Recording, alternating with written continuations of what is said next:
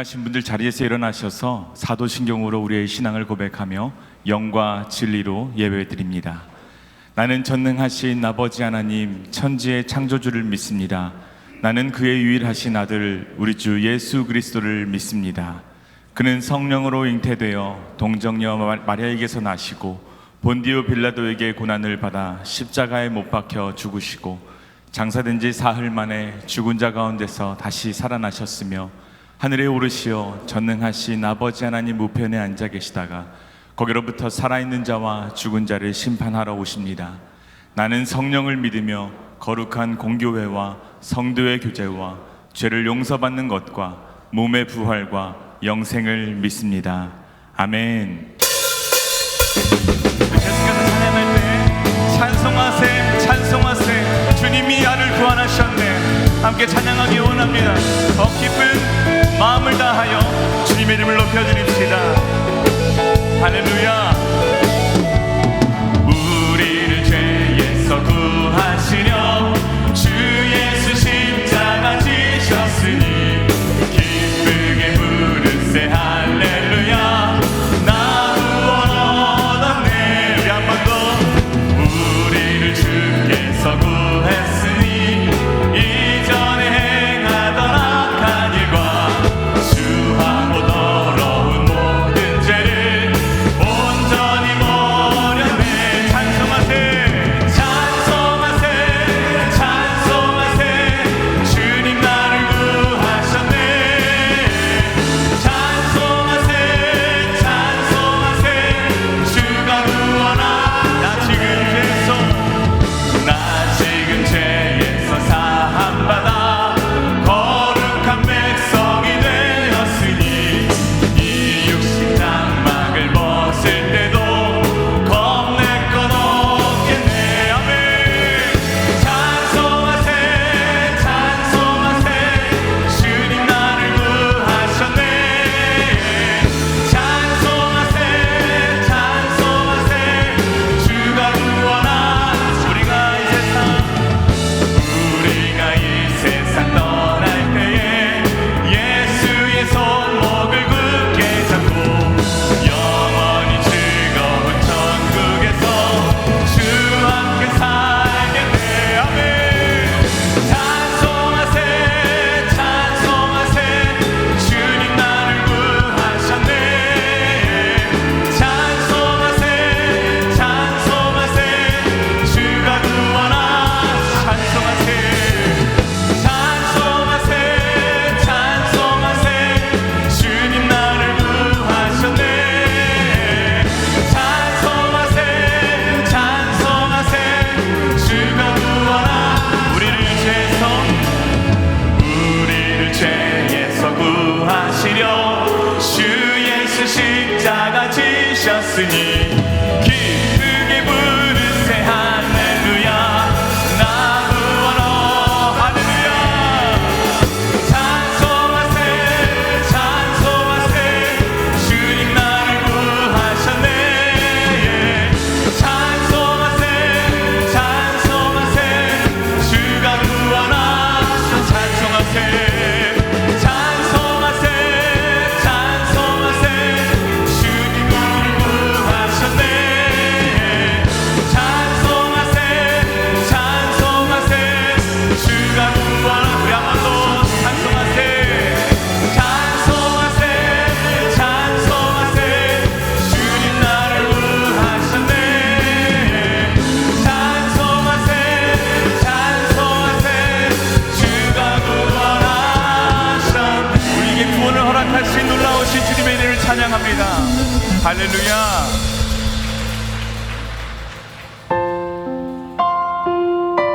존귀하신 주님의 이름이 우리의 삶의 가장 중요한 이름이십니다. 이 시간 우리의 마음을 들어서 다시 한번 주님 나에게 그런 분이십니다 고백하며 나아갑니다. 내 안에 가장 귀한 것 예수를 알미라.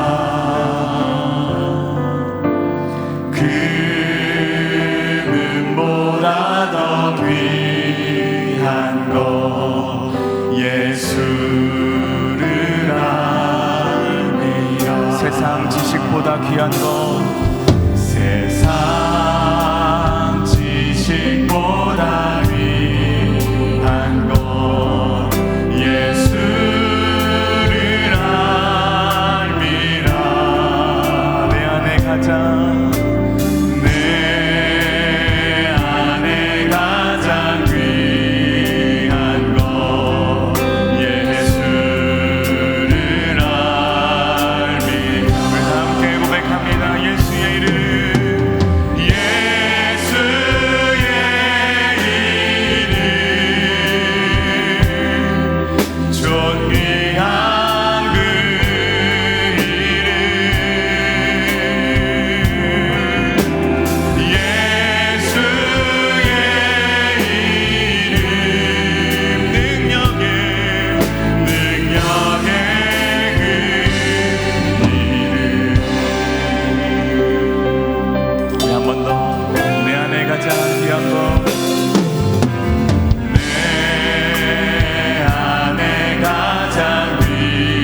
예수님을 아는 것입니다.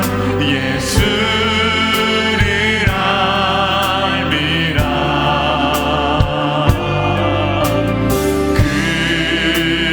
금은보다 더 귀한 것 예수를. 우리 마음의 고백으로 세상 지식보다 귀한 것, 세상 지식보다 귀한 것 예수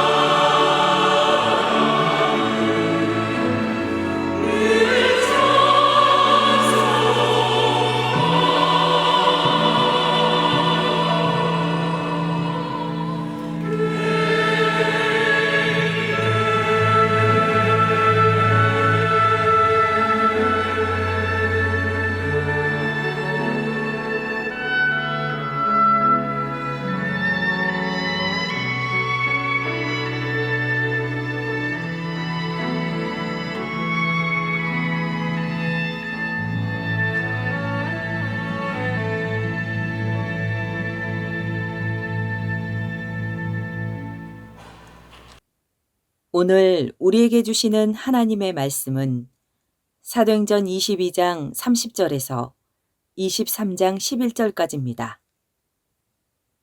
이튿날 천부장은 유대인들이 무슨 일로 그를 고발하는지 진상을 알고자 하여 그 결박을 풀고 명하여 제사장들과 온 공회를 모으고 바울을 데리고 내려가서 그들 앞에 세우니라. 바울이 공회를 주목하여 이르되, 여러분 형제들아, 오늘까지 나는 범사의 양심을 따라 하나님을 섬겼노라 하거늘 대제사장 아나니아가 바울 곁에 서 있는 사람들에게 그 입을 치라 명하니, 바울이 이르되, 회칠한 담이여, 하나님이 너를 치시리로다. 내가 나를 율법대로 심판한다고 앉아서 율법을 어기고 나를 치라 하느냐 하니, 곁에 선 사람들이 말하되, 하나님의 대제사장을 내가 욕하느냐? 바울이 이르되, 형제들아, 나는 그가 대제사장인 줄 알지 못하였노라. 기록하였으되 너의 백성의 관리를 비방하지 말라 하였느니라 하더라. 바울이 그중 일부는 사두개인이요 다른 일부는 바리새인인 줄 알고 공회에서 외쳐 이르되, 여러분 형제들아, 나는 바리새인이요 또 바리새인의 아들이라. 죽은 자의 소망 곧 부활로 말미암아 내가 신문을 받노라. 그 말을 한즉 바리새인과 사두개인 사이에 다툼이 생겨 무리가 나누어지니, 이는 사두개인은 부활도 없고 천사도 없고 영도 없다 하고 바리새인은 다 있다 함이라. 크게 떠들세 바리새인 편에서 몇 서기관이 일어나 다투어 이르되, 우리가 이 사람을 보니 악한 것이 없도다. 혹 영이나 혹 천사가 그에게 말하였으면 어찌하겠느냐 하여 큰 분쟁이 생기니, 천부장은 바울이 그들에게 찢겨갈까 하여 군인을 명하여 내려가 무리 가운데서 빼앗아 가지고 영내로 들어가라 하니라. 그날 밤에 주께서 바울 곁에 서서 이르시되, 담대하라. 내가 예루살렘에서 나의 일을 증언한 것 같이 로마에서도 증언하여야 하리라 하시니라. 이것은 주님의 말씀입니다. 아멘. 지난 시간 우리는 예루살렘에서 성난 군중들에 둘러싸인 바울을 보았습니다. 그의 생명이 경각에 이르렀습니다. 그런데 바로 그 순간 천부장이 등장하여 이 바울을 체포합니다. 그것은 바울의 생명을 보호하기 위한 하나님의 섭리였습니다. 그리고 이튿날 아침 천부장은 예루살렘 공의회를 소집하고 그 한가운데 바울을 세웠습니다. 자, 이 공회는 예수님을 십자가에 못 박게 하고 스데반을 돌로 쳐 죽이게 한 공회입니다. 이 공회는 여전히 불의하고 악하였습니다. 그 공회 앞에 서서 바울이 그의 증언을 시작합니다. 여러분 형제들이여, 오늘까지 나는 범사의 양심을 따라 하나님을 섬겼습니다. 사도 바울은 양심을 따라 범사에 지금까지 하나님을 섬겼다고 증언하고 있습니다. 누가 시켜서 강요해서 한 것이 아닙니다.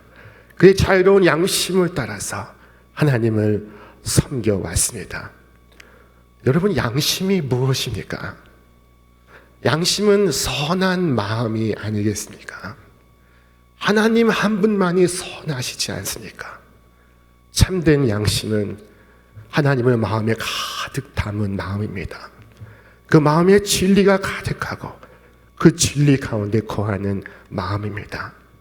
바울은 양심을 따라 하나님을 범사에 섬겨왔습니다. 그런데 바울의 이 의연한 모습을 본 대제사장 아나니아는 격분하였습니다. 그럼 이 마음속에 바울 향한 정죄를 끝냈습니다. 자, 아나니아는 주위에 있는 사람에게 명하여 바울의 입을 치라 하였습니다. 당시 이스라엘의 율법은 죄를 확정하고 나서 형벌을 가하게 되어 있었습니다. 죄가 확정되기 전에 형을 가하는 것은 율법을 위반하는 것입니다. 이에 대하여 바울은 말했습니다. 네가 나를 율법대로 판단한다고 앉아서 율법을 어기고 나를 치라 하느냐. 참으로 대단한 모습입니다. 용기 있는 태도입니다. 바울은 주눅이 들지 않았습니다. 그런데 옆에서 누군가 그에게 일러주었습니다. 네가 하나님의 대제사장을 욕하느냐. 그 순간 바울이 즉각적으로 사죄를 하고 있습니다. 우리 말씀 같이 읽겠습니다. 바울이 이르되 형제들아 나는 그가 대제사장인 줄 알지 못하였노라. 기록하였으되 너의 백성의 관리를 비방하지 말라 하였느니라 하더라. 제사장을 함부로 비방하지 말라. 성경은 기록하고 있습니다. 바울이 그가 하나님의 제사장인 줄 알았다면 그는 그렇게 비방하지 않았을 것입니다. 바울의 말인즉슨 나는 몰랐다. 내가 알았더라면 나는 하지 않았을 것이다 라고 말했습니다. 그가 제사장을 알아보았다면 결코 그를 비난하지 않았을 것입니다. 이것이 그의 경건이었고 그의 신앙이었습니다. 바울은 이후 모인 사람들을 향하여 그의 말을 이어갔습니다. 여러분 형제들아 나는 바리새인이요 또 바리새인의 아들이라.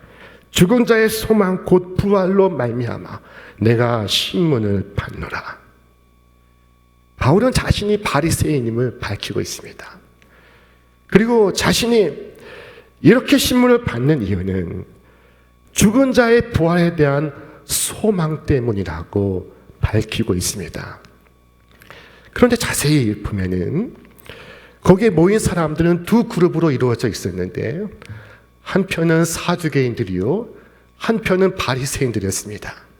이 사두개인들은 당시 헤롯 땅과 함께 유대를 통치하는 최상류층을 형성하고 있었습니다.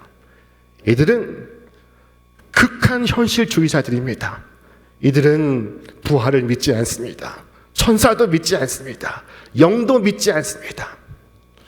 반면 바리새인들은 부활을 믿고 천사를 믿고 영을 믿고 있습니다. 이들은 정치적으로 서로 대립하고 있었습니다.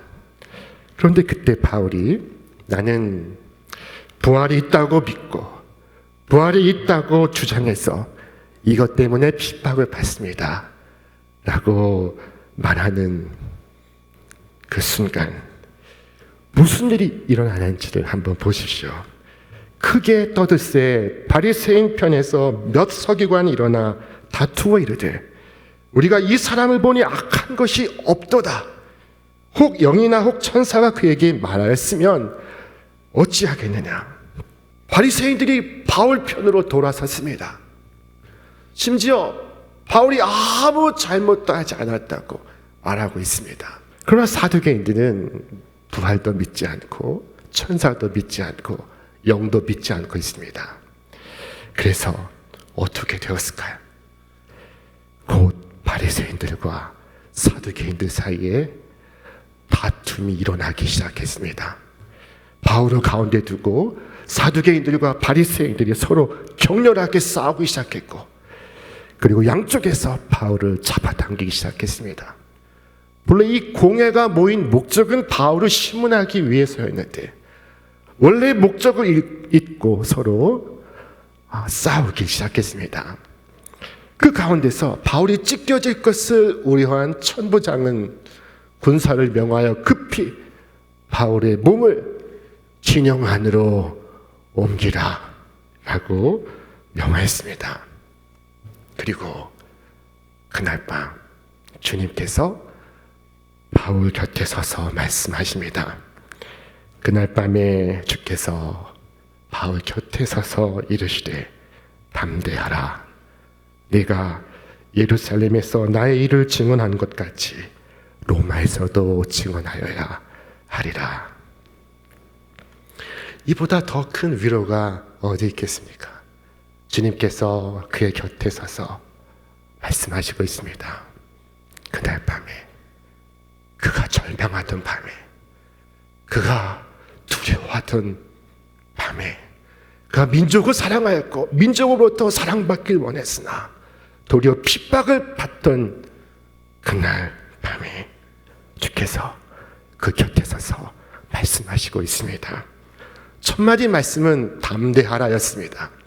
바울이 힘을 내고 그리고 불안해하지 않을 수 있는 이유, 그것은 주님께서 그 곁에 내가 여기 있다 말씀하시고 있기 때문입니다. 하루는 베드로가 갈릴리 바다 위를 걷고 있었습니다. 주님을 바라보며 걷고 있었습니다. 그런데 그에게 바람이 불어오자 베드로는 시선을 바람에게로 빼앗겼습니다. 그 순간 그의 몸이 사정없이 물속으로 빠져들기 시작했습니다. 그때 주님께서 베드로의 손을 붙잡으며 이와 같이 말씀하셨습니다. 예수께서 즉시 이르시되 안심하라, 나니 두려워하지 말라. 그가 안심하고 두려워하지 않을 수 있는 이유, 그것은 그 가운데 나다 말씀하시는 주님이 계시기 때문입니다.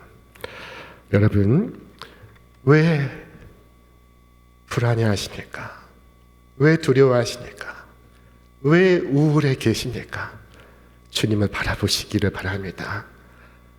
나다, 너와 함께 있다 말씀하시는 주님을 바라보시기를 주님의 이름으로 축원합니다. 두 번째 말씀은 네가 로마에서도 증언하여야 하리라 하신 말씀이었습니다. 이 말씀은 바울이 반드시 살아서 여기에서 죽지 않고 그가 반드시 살아서 로마의 황제 앞에 서게 될 것을 말씀하신 것입니다. 걱정 마라, 너는 로마에 간다. 상황이 어떻게 되든 틀림없다. 너는 로마에 가게 될 것이다. 내가 약속한다. 너는 여기서 죽지 않는다. 누가 너를 위협해도 걱정하지 마라. 누가 너를 죽인다고 맹세하고 있어도 너는 죽지 않는다.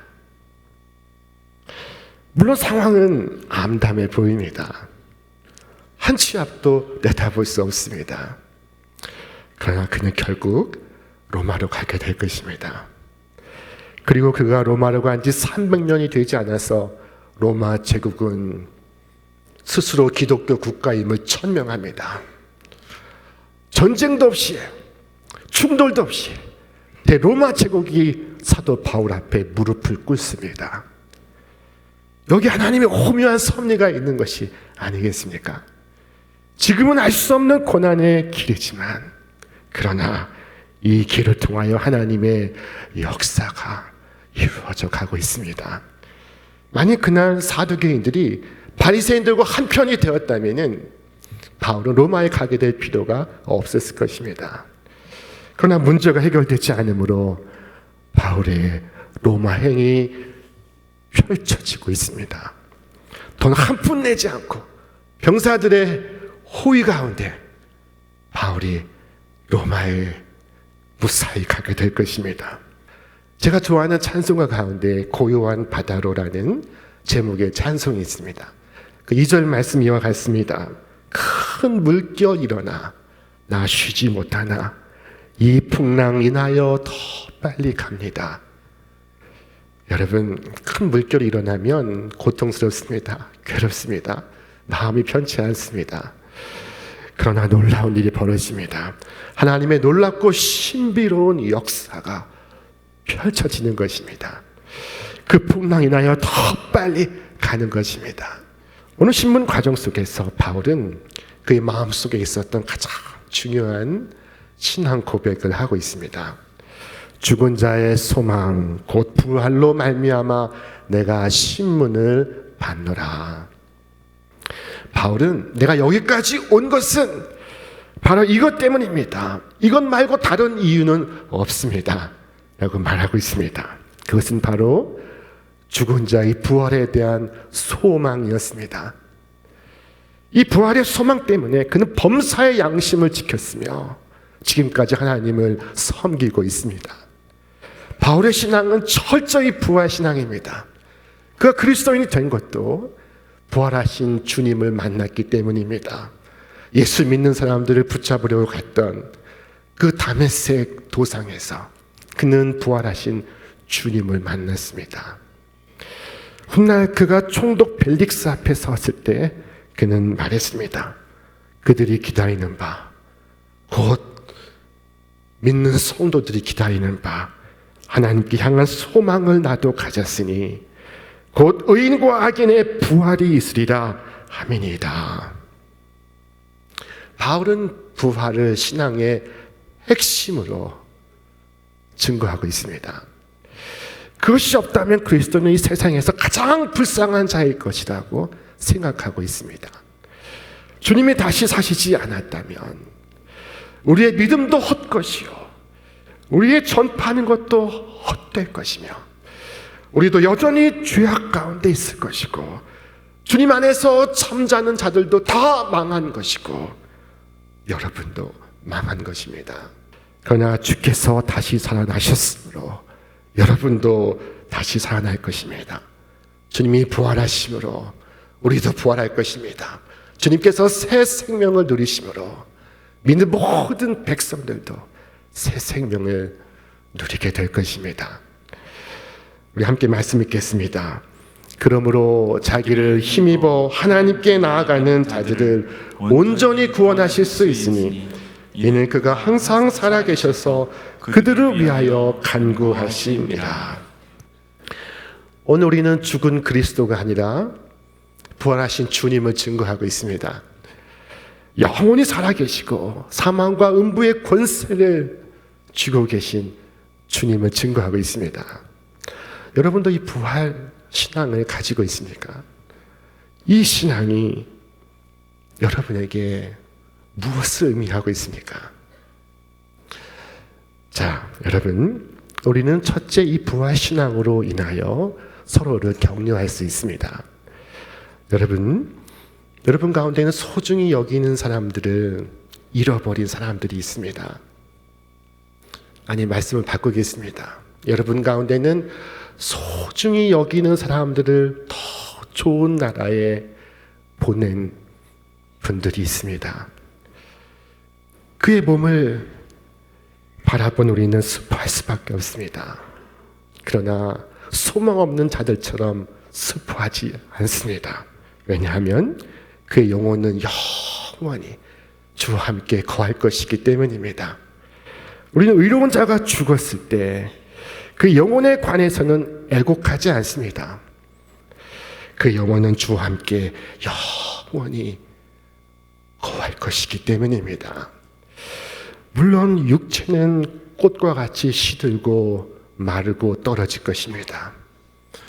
그것은 부패하고 흙으로 돌아갈 것입니다. 그러나 그럼에도 불구하고 거룩한 몸으로 다시 살 것이라고 성경은 말씀하고 있습니다.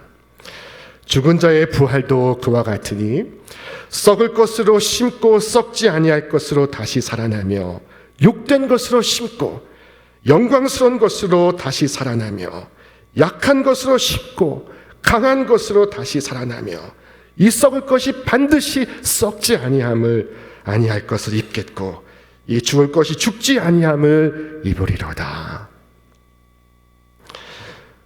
그러므로 여러분, 마치 찾을 수 없는 것처럼 육신을 두고 애곡하지 않기를 바랍니다.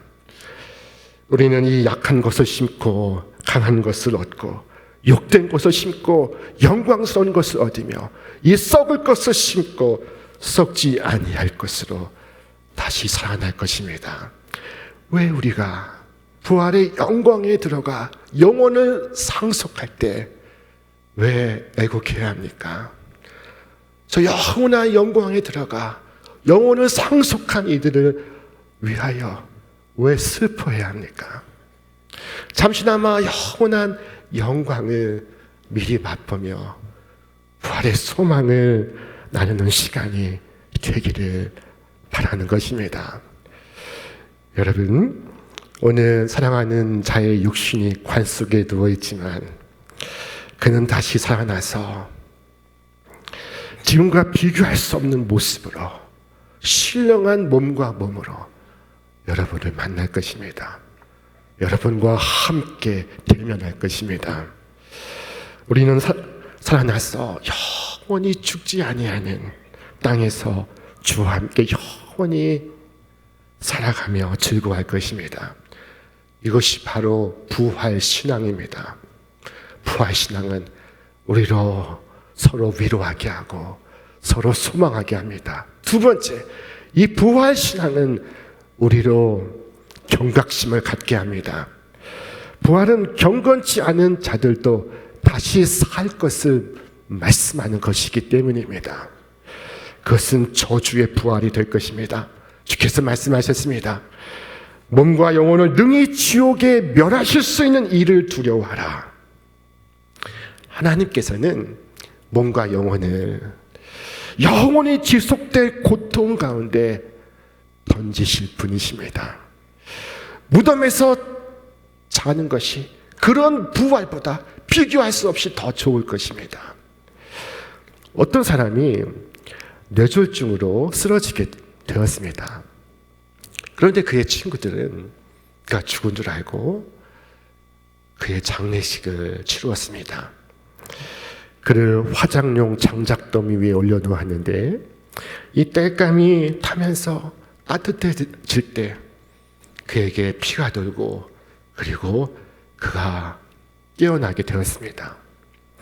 자, 깨어서 보니 자신이 화장하는 불꽃 속에 절망적으로 누워있는 것이었습니다. 그는 구해달라고 소리쳤습니다. 그러나 소용이 없었습니다. 아무도 그에게 응답하지 않았습니다. 그는 구출받지 못하고 몸에 사지마비가 묶인 채로 꺼지지 않는 불꽃 속에서 견딜 수 없는 고통을 겪었습니다. 여러분, 죄 지은 자가 무덤에서 잠자다가 다시 깨어나 일어날 때 그가 겪을 고통이 이와 같습니다. 몸이 깨어나자마자 심판을 받고 정죄를 받으며 하나님 앞에서 쫓겨나 영원한 형벌에 들어가게 될 것입니다. 만약 이 땅에 살 동안 가장 사랑하고 가장 헌신해야 할 분이 주님이시지만 그러나 그를 잊고 지내왔다면 이 땅을 떠날 때 가장 두려워야 할 분은 바로 그분이 될 것입니다. 그때 여러분은 구주로서 주님을 맞이하는 것이 아니라 형벌을 선언할 심판자로서 그를 만나게 될 것입니다. 그 은혜를 무시했다면 그의 진노를 면할 수 없을 것입니다. 심판의 부활을 피할 수 없을 것입니다. 요한계시록 말씀에 이르기를 볼지어다 그가 구름을 타고 오시리라. 각 사람의 눈이 그를 보겠고 그를 찌른 자들도 볼 것이요 땅에 있는 모든 믿지 않는 족속이 그로 말미암아 애곡하리라. 애곡하리니 그러하리라. 아멘. 부활신앙은 우리로 깨어있게 합니다.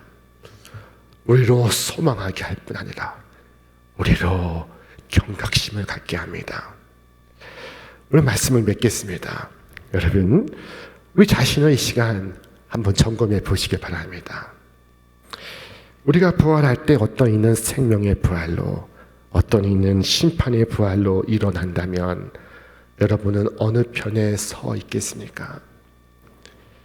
나는 어느 쪽에 설 것인지 이 시간 점검해 보시기 바랍니다.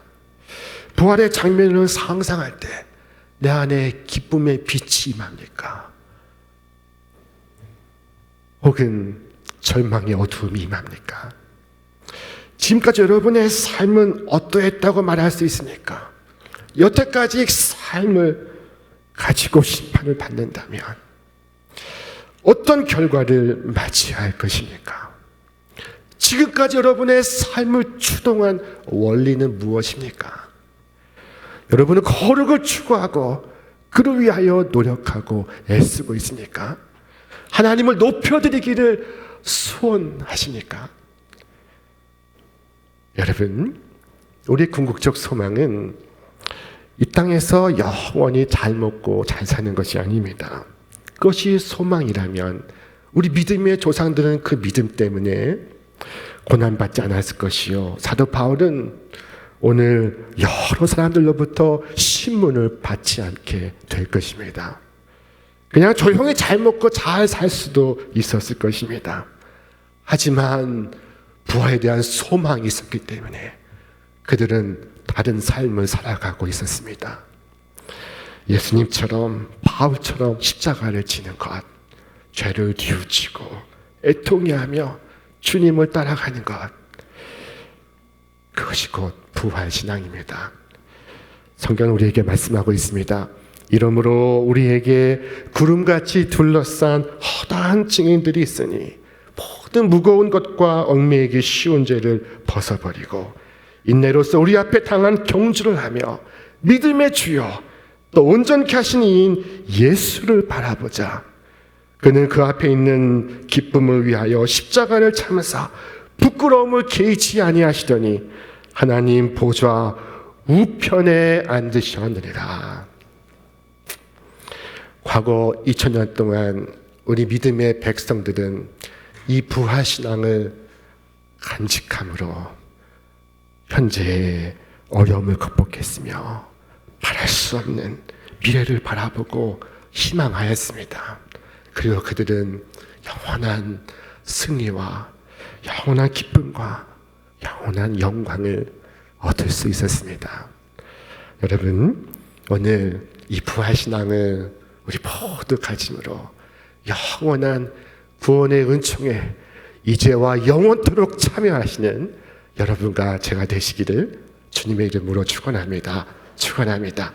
이제는 우리 구주 예수 그리스도의 은혜와 하나님의 사랑과 성령의 역사하심이 오늘 부활의 소망을 간직하며 이제와 영원을 살아가는 우리 모든 믿음의 자녀들 위해 저들의 가정과 저들의 일터 위에 이제로부터 영원토록 함께 없시기를 간절히 축원하옵나이다. 아멘.